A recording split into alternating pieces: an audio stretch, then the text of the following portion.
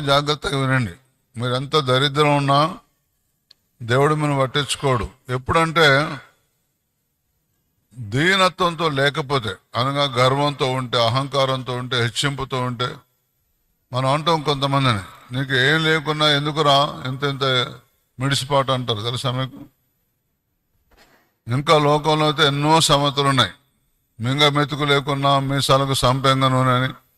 అరే వానికి గతే లేదే, వాని మాట చూస్తే ఓగా చెప్పడానికి వీలేదు అంటారు. అనగలేదా?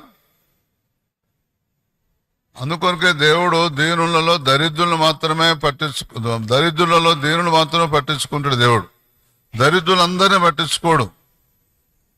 దరిద్రులకు ఎలా బాప్తిసం తీసుకున్నా ధనవంతులు వారు. దరిద్రుల్లో ధనవంతులయ్యే వారు ఎవరంటే దీనత్వంతో ఉన్న దరిద్రులే ధనవంతులు అవుతారు. దీనత్వంతో ఉన్న దరిద్రులకే దేవుడు సాయం చేస్తాడు.